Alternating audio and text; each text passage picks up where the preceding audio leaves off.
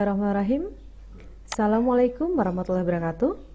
Pada kesempatan kali ini kita akan membahas suatu tema yang penting di dalam metodologi penelitian, yaitu populasi dan sampel. Masih banyak dari kita yang bingung, apa sih populasi, apa sih sampel, kenapa sih sampel itu diperlukan gitu kan. Terus bagaimana cara pemilihan atau teknik pengambilan sampel. Pada sesi ini kita akan membahas tentang populasi sampel dan teknik pengambilan sampel. Oke, adapun pokok bahasan yang akan kita bahas adalah tentang populasi itu sendiri terkait dengan definisinya, bagaimana menentukannya, menentukan karakteristiknya, menentukan sampel, menentukan karakteristik sampel, dan menentukan teknik sampling. Kalau kita lihat pada slide di sini ada suatu populasi, ya, kemudian diambil bagian dari populasi ini adalah sampel.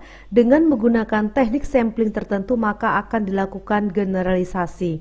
Apa sih generalisasi itu? Nanti akan kita bahas di slide selanjutnya. Populasi penelitian didefinisikan sebagai keseluruhan wilayah generalisasi yang terdiri atas subjek atau objek dalam penelitian yang mempunyai kualitas dan karakteristik tertentu yang ditetapkan oleh peneliti untuk dipelajari dan kemudian ditarik kesimpulan. Ya, jadi populasi ini adalah keseluruhan wilayah generalisasi. Lebih simpelnya, generalisasi itu adalah tempat di mana kita membuat kesimpulan. Ya, oke. Nah, menentukan karakteristik populasi. Peneliti menetapkan karakteristik tertentu dari populasi untuk dipelajari dan kemudian ditarik kesimpulan. Ya, jadi peneliti yang menentukan pengen meneliti pada siapa, itu kan? Karena penentuan ini sangat penting, ya. Jangan sampai apa yang ingin kita pelajari, namun kita menentukan populasinya yang tidak tepat, ya. Sebagai contoh. Populasinya misalkan adalah seluruh karyawan di PT X. Kita pengen lihat nih, ini kan bagaimana sih karyawan di PT X tersebut. Nah, kriterianya, pekerja PT X baik yang berstatus tetap maupun pekerja kontrak, masa kerja minimal 5 tahun dan bekerja di bagian produksi. Ketika kita ingin melihat terkait dengan misalkan kinerja karyawan di bagian produksi, sehingga kita harus tepat. Jangan sampai nanti kita ingin melihat bagaimana kinerja karyawan di bagian produksi tetapi kita mengambil semuanya, baik dia yang bekerja di produksi maupun tidak, ya. Jadi ini menjadi suatu perhatian. Nah, sedangkan sampel penelitian adalah sebagian atau wakil dari populasi yang diteliti, ya.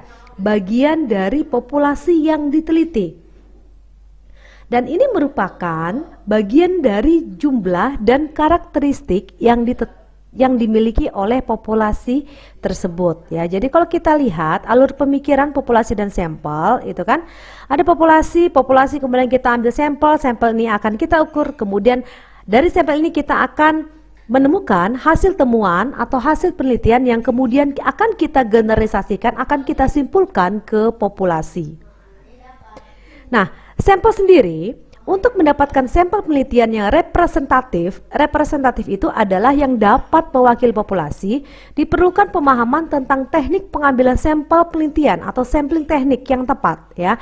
Sehingga kalau kita berpikir populasinya kan banyak, kita hanya mengambil bagian dari populasi yang kemudian bagian itu kita teliti, itu membutuhkan teknik pengambilan sampel. Ketika kita menggunakan teknik pengambilan sampel yang tidak tepat, maka akan menyebabkan bias.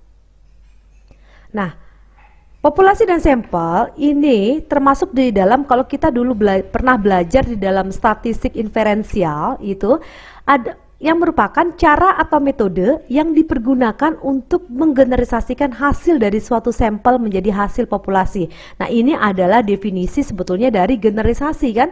Dari hasil sampel kita buat kesimpulan pada populasi. Contoh seperti ini. Survei tekanan darah terhadap 234 orang berusia lebih dari 18 tahun di kota Jakarta Barat, sebanyak 30% mengalami tekanan darah tinggi, ya. Jadi survei. Nah, populasinya siapa nih sebetulnya? Populasinya adalah seluruh warga di kota Jakarta Barat yang berusia lebih dari 18 tahun. Dan tentunya banyak ya, banyak banget ya, tidak hanya 234. Nah, 234 ini adalah sampel. Ya, dengan harapan sampel ini bisa mewakili populasi. Nah, pertanyaannya, apakah tekanan darah tinggi penduduk berusia lebih dari 18 tahun di kota Jakarta Barat sebesar 30%? Jawabannya apa? Bisa ya, bisa tidak. Ya, ini tergantung apa? Tergantung apakah sampel yang diambil, yaitu 234 orang ini dapat mewakili populasi. Taunya dari mana? Kita bisa melihat dia menggunakan teknik pengambilan sampel apa.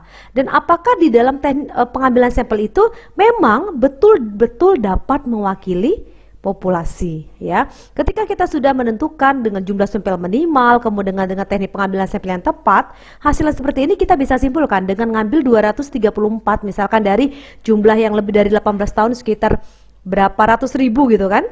Nah, kita bisa aja menyimpulkan tekanan darah berusia lebih dari 18 tahun di kota Jakarta Barat sebesar 30%. Ya, tekanan darah tinggi, ya. Dan tentunya nanti ada dulu kita belajar ada alpha ya dengan tingkat kesalahan ya, dengan tingkat kesalahan berapa persen ya. Jadi tidak kalau seandainya penelitian itu nilai ketepatannya tidak ada yang 100%. Kalau 100% kan berarti betul-betul tepat itu ya. Nah, biasanya yang kita gunakan adalah derajat kepercayaan 95 ataupun yang paling tinggi adalah 99% ya. Nah, kita juga perlu tahu ada kadang di dalam buku referensi itu ada namanya populasi target, populasi studi, dan sampel, atau ada kalau ini di bidang umum itu ada namanya percontoh, itu sebetulnya sama dengan sampel. Nah, populasi target adalah kumpulan dari satuan atau unit yang ingin kita buat inferensi atau generalisasinya, itu ada populasi target. Sedangkan populasi studi adalah kumpulan dari unit di mana kita mengambil sampel. Target tadi adalah yang pengen kita generalisasikan, populasi studi di mana kita ingin mengambil sampel. Nah, sampel adalah kumpulan dari unit yang kita ambil dari populasi studi di mana pengukuran dilakukan. Kasus pertama. Seorang peneliti melakukan penelitian yang bertujuan untuk mengetahui status gizi balita di suatu kecamatan A. Jumlah subjek yang diperlukan untuk menjawab pertanyaan tersebut adalah 300 balita dari 3 desa di kecamatan tersebut. Setelah dilakukan penelitian, didapatkan jumlah subjek sebanyak 280 orang. Nah, kalau kita melihat kasus satu ini, siapa sih yang menjadi populasi studi? Siapa yang menjadi populasi target ya? Kita populasi target siapa ya? Populasi target siapa? Populasi studi siapa? Dan sampel siapa? Populasi target yang akan kita generalisasikan yaitu adalah apa? Balita di kecamatan A. Sedangkan populasi studi tempat yang kita ingin ambil populasinya itu yaitu di 3 desa di kecamatan tersebut, yaitu sebesar 300 balita. Nah, sedangkan 280 ini adalah sampel, ya, bisa dipahami? Oke, kasus yang kedua. Seorang peneliti melakukan uji klinis yang bertujuan untuk membandingkan keberhasilan pengobatan standar dengan obat baru untuk mengobati diare berat pada anak. Banyaknya subjek yang diperlukan adalah 200 subjek. Penelitian dilakukan di 2 rumah sakit rujukan nasional. Setelah dilakukan penelitian didapatkan 200 subjek dengan hasil obat baru lebih baik daripada obat standar. Nah, ini seperti apa? Kalau kita tanya siapa yang menjadi populasi target, siapa jadi populasi studi, siapa yang sampel. Nah, ini untuk latihan. Silakan dijawab sendiri ya. Oke. Nah, sekarang kita masuk ke bahasan selanjutnya, yaitu teknik sampling. Teknik sampling itu dibedakan jadi 2. Ada namanya probability sampling dan non-probability sampling. Nah, probability sampling ini meliputi simple random sampling, proportional stratified random sampling, disproportional stratified random sampling, dan cluster sampling.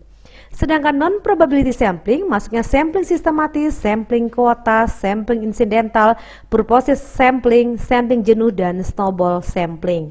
Apakah itu? Kita lihat di selanjutnya.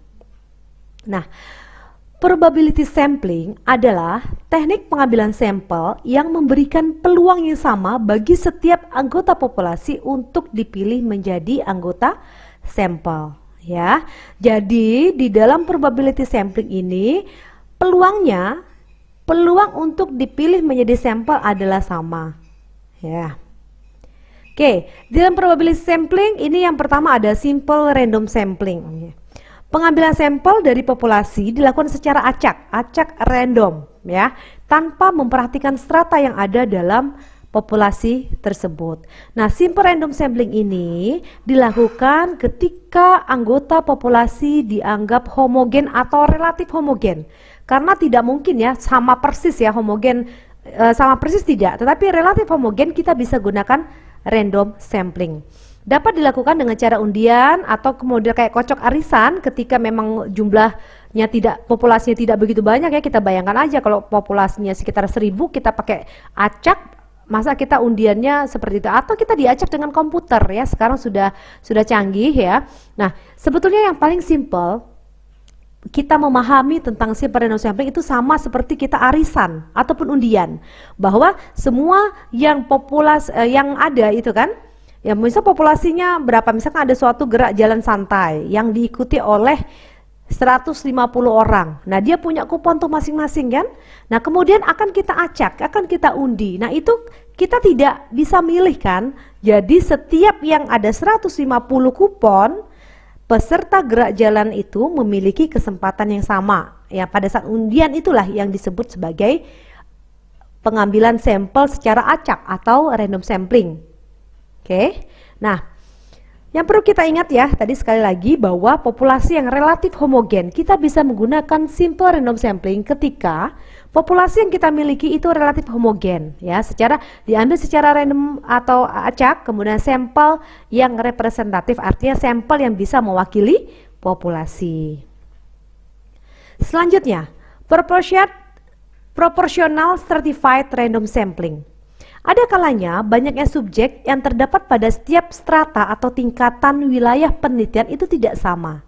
Digunakan bila populasi anggota yang dari populasi itu tidak homogen atau berstrata secara proporsional. Ingat di dalam random sampling sebelumnya, simple random sampling itu anggota populasinya relatif homogen. Tetapi di dalam proportional stratified random sampling ini kita gunakan ketika anggota populasi tidak homogen dan ada strata secara proporsional.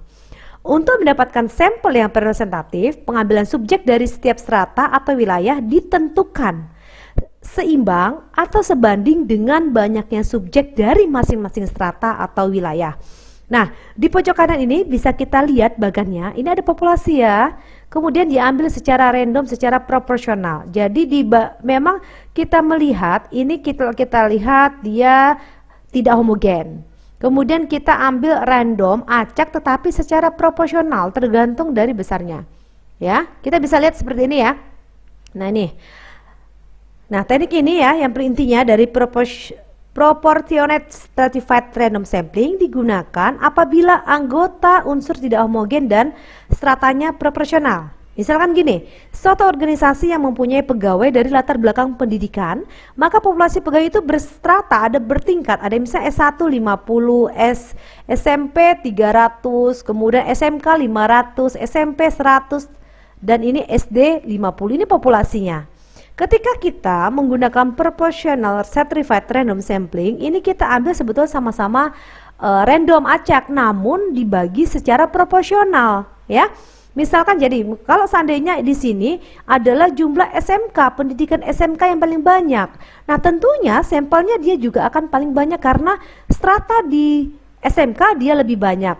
Nah, jadi sampel yang ada di sini 14, kemudian berapa ini 85, kemudian 139, 28 dan 14 ini adalah hasil dari pemilihan acak secara proporsional ya. Jadi kita lihat nih, jadi nanti biasanya dibagi tuh dari jumlah misalnya S1 nih ya, jumlah yang S1 per jumlah populasi dikalikan dengan jumlah sampel. Nah, itu yang dimaksud.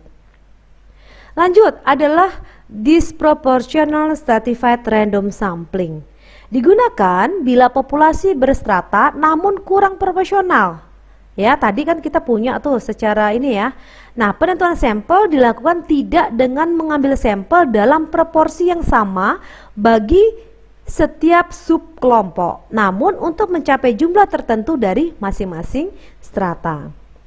Nah, gini, teknik ini digunakan untuk menentukan jumlah sampel bila populasi bertingkat tetapi kurang proporsional. Misalnya, pegawai PTX S3-nya 3 orang, S2-nya 4 orang, S1 90, SMU 800, SMP 700. Nah, ini kan kita lihat ya, tidak proporsional ya, bahwa SMP sampai 700, S3-nya 3, S2-nya 4, S1-nya hanya 90, ini banyak oleh SMU dan SMP sampai 800-an. Maka 3 orang lulusan S3 dan 4 orang lulusan S2 diambil semua sebagai sampel karena 2 kelompok terlalu kecil ya bila dibandingkan dengan kelompok S1, SMU dan SMP. Ini maksudnya tidak secara proporsional. Kita bayangkan aja kalau proporsional hanya 3 itu kan ya, kita milih berapa, paling hanya dapat 1 atau 0, sekian gitu kan, dibulatkan menjadi 1. Nah, kemudian cluster sampling digunakan untuk menentukan sampel bila subjek penelitian yang diteliti sangat luas. Misalkan apa? Penduduk negara, provinsi atau kabupaten. Ya. Kemudian teknik sampling area ini, cluster sampling, digunakan melalui 2 tahap. Menentukan sampel daerah, kemudian baru kita menentukan orang-orang di daerah itu sebagai sampel secara sampling juga. Ya. Misalkan seperti ini, penduduk di suatu negara ya, atau provinsi atau kabupaten di sini. Untuk menentukan penduduk mana yang akan dijadikan sumber data, pengambilan sampel berdasarkan daerah populasi yang ditetapkan.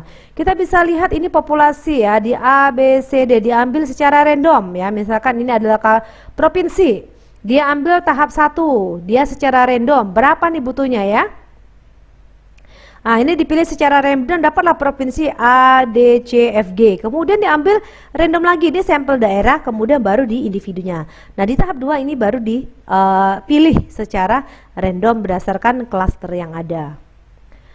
Nah, kalau selanjutnya kita lihat di sini, kita misalkan lebih jelasnya ya, banyaknya kota di Jawa Timur ya. Di sini banyak nih ya, populasinya adalah daerah atau provinsi Jawa Timur. Diambil saja random, ternyata yang terpilih apa? Sampel daerahnya Malang, Surabaya, Jember, Tuban, Ngawi. Nah, ini kita pilih secara random, ini adalah, ya, ini kita akan pilih secara random dan sampelnya adalah individu-individu yang ada. Sesuai dengan klaster yang ada ya. Oke, non-probability sampling. Teknik pengambilan sampel yang tidak memberi peluang atau kesempatan yang sama setiap unsur atau anggota populasi untuk dipilih menjadi sampel. Jadi berbeda, berbanding terbalik. Kalau tadi probability dia punya kesempatan yang sama. Namun di non-probability sampling ini tidak memberikan kesempatan yang sama. Ya, terdiri dari apa? Nah, ini kita akan lihat. Nah, sampling sistematis. Nah, teknik pengambilan sampel berdasarkan urutan dari anggota populasi yang telah diberi nomor urut. Misalkan ini ada 1, 2 sampai misalkan ada 40. Ini kita ambil sistematis dari 3, kelipatan 3, 6, 9, 12 dan seterusnya. Nah, ada namanya sampling kuota. Nah, teknik untuk menentukan sampel dari populasi yang memiliki ciri-ciri tertentu sampai jumlahnya atau kuotanya terpenuhi. Contoh, jumlah sampel ditentukan 300 orang, maka pengumpulan data haruslah 300 sesuai. Jadi dia akan dilakukan mencari sampel ketika kuotanya akan berhenti ketika kuotanya sudah memenuhi. Kemudian insidental, ini merupakan kebetulan, insiden ya. Jadi siapa saja yang secara kebetulan bertemu dengan peneliti dapat digunakan sebagai sampel bila dipandang orang yang ditemui itu cocok sebagai sumber data. Nah, sampling purposif ini adalah penentuan sampel dengan pertimbangan tertentu. Dilakukan dengan cara mengambil subjek bukan didasarkan strata, random atau daerah, tetapi didasarkan atas adanya tujuan tertentu. Beberapa syarat yang harus dipenuhi. Yang pertama adalah pengambilan sampel harus didasarkan atas ciri-ciri, sifat atau karakteristik tertentu yang merupakan ciri pokok dari populasi. Yang kedua adalah subjek yang diambil sebagai sampel benar-benar merupakan subjek yang paling banyak mengandung ciri-ciri yang terdapat pada populasi ya. Jadi dengan tujuan atau pertimbangan tertentu. Kemudian sampling jenuh. Teknik penentuan sampel bila semua anggota populasi digunakan sebagai sampling atau total sampling ya biasanya ya. Nah, hal ini dilakukan bila jumlah populasi relatif kecil atau peneliti ingin membuat generalisasi dengan kesalahan yang sangat kecil, sehingga diambillah jumlah populasi menjadi semuanya itu menjadi sampel. Nah, snowball sampling, teknik penentuan sampel yang mula-mula jumlahnya kecil kemudian membesar. Pada penelitian kualitatif banyak menggunakan sampel purposive atau snowball sampling ya pada penelitian kualitatif. Nah, snowball sampling adalah teknik penentuan sampel. Tadi yang dari kecil ya, kita bisa lihat di sini ya.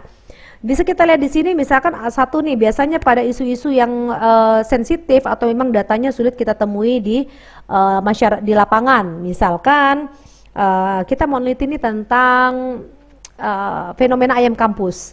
Nah, kita cari data, bisa nggak ketemu siapa sih ayam kampus, kan nggak kan. Biasa kita punya informan kunci dulu satu, dia tahu nih siapa ayam kampus atau dia sebagai ayam kampus gitu kan. Kemudian nanti dia akan menunjukkan ke orang lain, si B dan C ya, nanti si B dan C akan menunjuk orang lain lagi. Nah, ini adalah bergilir, jadi 1 jadi 2, 3, 4, 1 jadi 2, 2 jadi 4 dan seterusnya ya. Nah, cara melakukan teknik sampling ada beberapa hal yang perlu diperhatikan. Yang pertama, tentukan dulu daerah generalisasinya. Populasi studi kita nih, populasi targetnya siapa nih yang akan kita generalisasikan? Populasi targetnya siapa? Kemudian berilah batas-batas yang tegas tentang sifat-sifat populasi. Jadi untuk memang betul-betul menggambarkan terkait daerah generalisasi yang akan kita lakukan. Kemudian tentukan sumber informasi tentang populasi, seluruh sumbernya, untuk mengetahui apakah nanti dia homogen, tidak homogen, atau proporsional atau tidak proporsional. Kemudian pilihlah teknik sampling dan hitunglah besar anggota sampel yang sesuai dengan tujuan penelitian. Rumuskan persoalan yang akan diteliti. Kemudian tentukan keterangan mengenai populasi yang akan diteliti. Kemudian kita tentukan unit sampling yang kita perlukan. Tentukan skala pengukuran. Cari keterangan yang ada yang kaitannya dengan permasalahan yang dibahas dan tentukan ukuran sampel yang akan dianalisis. Nah, teknik sampling ini sebetulnya berguna untuk mereduksi anggota populasi menjadi anggota sampel yang mewakili populasinya, sehingga nanti adalah representatif, sehingga kesimpulan terhadap populasi dapat dipertanggungjawabkan. Kemudian selanjutnya adalah lebih teliti menghitung yang sedikit daripada yang banyak, dan menghemat waktu, tenaga, biaya, menghemat segala satunya ya. Nah, menentukan ukuran sampel. Menentukan ukuran sampel tergantung pada tingkat kesalahan atau yang biasa disebut dengan alfa, atau ada kesalahan alfa beta ya. Semoga sudah dipelajari di biostatistik ya. Dan ketelitian yang dikehendaki apakah dia 1%, 5%, atau 10%. Di dalam ilmu sosial itu lebih banyak digunakan yang ditoleransi 5-10% ya. Ini ada konsekuensinya ketika sebetulnya 1% ini bagus, itu kan berarti dengan tingkat kepercayaan 99% kan. Namun ketika kita memilih 1% dengan konsekuensinya jumlah sampelnya jauh lebih besar ya. Mungkin nanti bisa dipertimbangkan dari kemampuan dari peneliti sendiri. Kemudian temanya, karena kita di bidang kalau kita di bidang kesehatan masyarakat, di bidang masih di ilmu-ilmu sosial, itu masih bisa 5-10%. Biasanya 1% ini terkait dengan uji klinis, uji obat dan lain-lain. Selain itu juga tergantung pada sumber dana, waktu, dan tenaga yang tersedia. Nah, kesalahan umum dalam menentukan anggota sampel ya, gagal dalam menetapkan jumlah anggota populasi yang dapat dipercaya. Kemudian menggunakan anggota sampel terlalu kecil, saking kecilnya, udah kecil salah lagi dalam pemilihan teknik sampling. Nah, itu tambah kacau ya. Kemudian merubah rumus untuk menghitung besar anggota sampel. Jangan biasanya kita cenderung sampelnya banyak nih ya. Ingat, kita tujuan ngambil sampel itu agar kita bisa lakukan generalisasi ya pada populasi target kita. Kemudian memilih anggota sampel tidak sesuai dengan tujuan penelitian. Nah, ini juga menyebabkan kalau kita salah, ini berarti bias dalam penelitian kita. Kemudian mengurangi anggota sampel yang telah dihitungkan. Ini nggak boleh kurang ya. Ingat, di dalam rumus sampel itu adalah rumus sampel minimal. Nanti silahkan dibaca di Lemmas Show. Itu banyak sekali rumus-rumus sampel tergantung dari tujuan dan skala data dari penelitian. Nanti bisa dipelajari ya. Ingat, rumus sampel yang ada adalah jumlah sampel minimal, tidak boleh kurang dari sampel minimal. Sehingga ketika itu ada koma, itu dibulatkan ke atas ya. Kemudian memilih grup eksperimen dan grup kontrol dari populasi yang berbeda. Nah, ini akan menyebabkan bias karena keadaannya yang tidak sama, dan populasi jelas ini beda, tentunya beda. Kemudian peneliti memakai grup sukarela, lupa atau sengaja tidak membedakan dengan grup wajib, akibatnya peneliti gagal dalam menginterpretasikan hasil penelitian. Ini misalkan dalam bentuk eksperimen. Kemudian tidak memberikan alasan mengapa rumus dan teknik sampling tertentu ia gunakan dalam penelitiannya. Ini harus tahu ketika kita milih rumus dan teknik sampling, kenapa kita gunakan itu harusnya berdasarkan ilmiah ya, sesuai dengan tujuan penelitian kita. Kemudian pemeriksaan yang kurang teliti dan lengkap terhadap populasi. Nah, kekerian no sampling penyebabnya populasi tidak didefinisikan sebagaimana mestinya. Kemudian penyimpangan populasi tidak dipelajari. Kuesioner tidak dirancang sesuai dengan keperluan. Nah, ini juga terkait dengan validitas dan reliabilitas dari kuesioner atau instrumen yang kita gunakan. Nah, kemudian rumusan dan istilah tidak dipergunakan sebagaimana mestinya. Peneliti kurang memahami isi dari kuesioner sehingga jawaban responden kurang sesuai. Kemudian responden tidak memberikan jawaban yang objektif untuk memberikan jawaban. Jadi bias ya. Oke, silakan dipelajari ya tentang bagaimana rumus sampling. Ya, rumus sampel itu banyak sesuai dengan tujuan dari penelitian yang kita lakukan. Demikian yang saya dapat sampaikan, semoga bermanfaat. Terima kasih atas perhatiannya. Assalamualaikum warahmatullahi wabarakatuh.